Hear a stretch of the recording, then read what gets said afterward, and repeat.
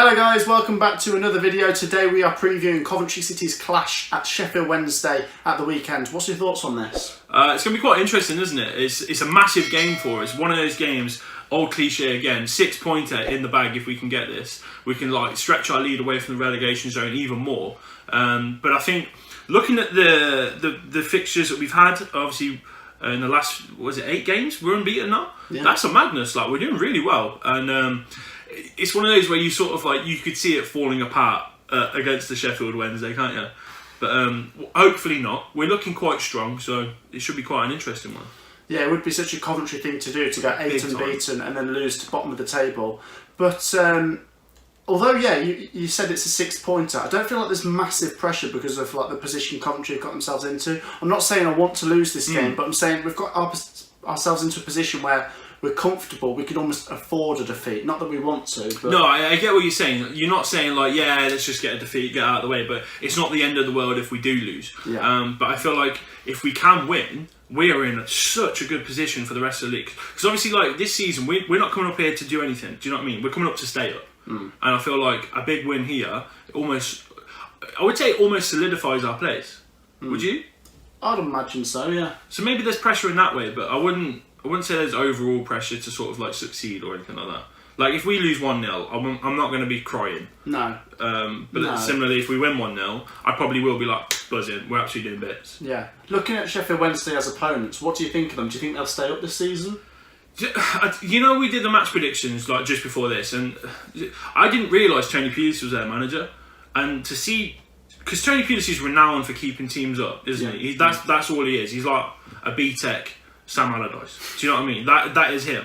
And he was the main guy a few years ago, but it looks like in recent times it's just not gone his way then. I don't know if he's managed to implement his thing very well or what, but maybe the dinosaur football that he produces is just not working anymore. And to see them where they are, I know they've had a points deduction, but it's still not very good, is it? No, I think even with the points added back on, they'd still be down there. And way down there, yeah. Yeah. Things haven't really improved since Tony Pulis came in. When he first came in, I thought, right, that's safety for them. But it doesn't always work that way. I mean, there will be a time where Tony Pulis will go down with the club, or he might even leave before the end of the season, and things aren't looking great for Sheffield Wednesday. I do fancy Cov's chances to get something here. Yeah, I do, but it also sounds like a very dull game. We don't really score many goals, and if we're not looking threatening, it's going to be a 0-0. Straight up, it's going to be a 0-0, because I think defensively we've got a lot better. Definitely. From the start of the season where we looked so naive, conceding all these stupid goals, I think we've looked a lot better in recent games. But that could be a bad thing for the actual game itself. That could be just 0-0, boring, just snoring draw. But we will take it. Do you know what I mean? It's the point. Yeah, I think a draw in this game, no Cov fans should complain.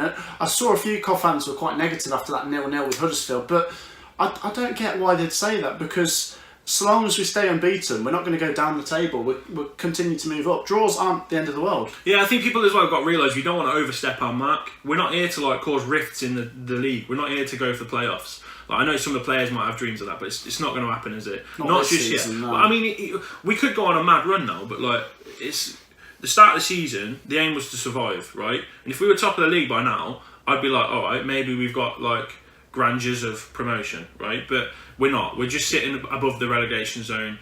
We have to realise where we are, what we're going to do. Some games are going to be boring. We're going to lose some games. It's going to happen. So we need to remember our place and just sort of keep going in that sense of it and just build the points. Yeah, I agree. We've actually got some interesting facts here. Go on. Google does this mad thing where it gives you some insights pre-match. So 5 things. I don't know if we'll go through all 5, but do you know this is the first time we're actually going to play Sheffield Wednesday in the last 10 years in the league? In 10 years? Yeah, the last time we played was March 2010 at the Rico Arena, RIP. We drew 1-1. Okay. So that sounded like a great result. So that was when we were last in the Championship then? Yeah, it was, 10 years ago. Wow. And then there's another thing here. We haven't won this millennium since the turn of the millennium. Coventry have only won one of their 7 visits to Hillsborough. The last one was in 2008, which was a 1-0 win. 1-0 win. Yeah, so I don't know if we've got a bit of a voodoo about us going to Hillsborough.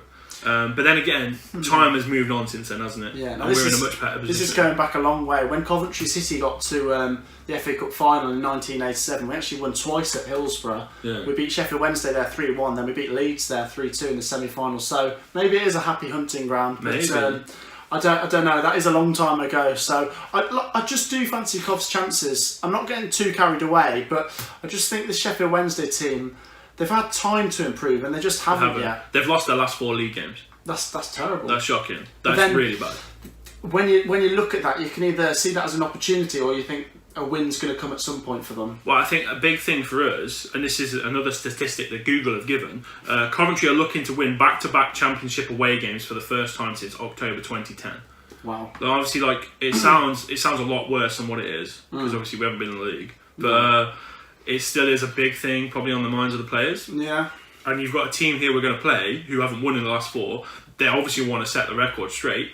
We're looking to make our second consecutive league away win in 10 years. Like it's shaping up for a draw, isn't it? It's one of those. It just shapes up. We did both predict 0-0 actually for this one. A boring draw. But I think what's massive is when you look back to last season, we didn't actually win an away game until New Year. We beat Wickham away 4-1, and that sort of kicked us on for the season. So we haven't won an away game up until last week when we beat Wickham away 2-1. So maybe just like last season, that Wickham away win can kickstart our season. Maybe we're just slow burners, mate. Maybe we're just slow starters. Once we get going, we start firing. Who knows? Yeah. But like I say, with the match predictions, we went 0-0. If we did have a scorer, who would it be? What would you think would happen? Who do you think is going to start? I think it'll be a similar 11 to the one that played Huddersfield. I've heard Matty Godden's going back into training, but I don't think he'll come straight. He won't play. No. He won't come straight into the team. He might not even get on the bench just yet. I think Tyler Walker is starting to look quite dangerous, but Gustavo Hamer seems to have a shot every few games, and maybe he could snatch it for us. Possibly. What do you think about the disappearance of Liam Kelly now? Yeah, that's right. Liam Kelly's out for up to 2 or 3 months, and well, it's terrible, isn't it? It's not good. It's just after his best performance this season as well, and every other performance has been pretty good as well, but he was the missing piece to the jigsaw in the start of the season. He came in and we looked better, and we're just going to wish him a speedy recovery, but we've got midfielders that can try and fill that gap. Ben Sheaf's not a bad player. Gustavo Hamer obviously is solid. Do you think they've got the minerals like Liam Kelly's shown? Or well, those two. Hamer, yes. But yeah, I think Ben Sheaf lacks the experience, and sometimes he turns on the ball, he passes the ball in an area Liam Kelly wouldn't. It's quite high risk, but I do think Ben Sheaf is growing as a player. I don't think he likes to get forward. No, not so much. Not so much as Callum O'Hare. No. But we've got other midfielders on the bench. Jordan Shipley, you rate him, don't you? I like Shipley, yeah. I think he's progressed at each level he's gone at, so I think he's one of these you could put him anywhere. He'd get up to that level. Yeah. Last thing I was going to say, now this won't affect the Sheffield Wednesday game, but I saw someone say on the Coventry City Fans Forum, shout out to the Coventry City Fans Forum, Big up, that when Marco Morosi comes back, which isn't this week, it'll be in probably January time, does he come back into this team or does Ben Wilson keep his place? It depends. If he keeps, well, I say if he makes mistakes and they're glaringly obvious and like he keeps conceding penalties, for example, then yeah, I would put Morosi straight back in the team. But if he can put in a good run of form now and make some good saves, keep some clean sheets, all that sort of stuff, if you can just not make a mistake, basically, I think that's the big thing, isn't it? You make a mistake that's a howler or something like that, usually you're going to get axed, especially if your first team keeper's on the way back. But if he keeps performing, keeps doing well, no reason why I can't stay there. Yeah, I think Ben Wilson's been amazing. He was probably my man of the match for the Huddersfield game with some of the saves he made. So I think when Morosi comes back, Wilson should keep his place until he makes some big mistakes or gets an injury or something. I think Morosi's got a fight to get back into that team. So it's a good problem to have, two very good problem goalkeepers. But we'll wrap up there, guys. We'll see you for a live reaction for that Sheffield Wednesday game. And we predicted a 0-0, which ball draw. We hope it won't be. We'll see you in the next video, guys. Peace out. Peace out.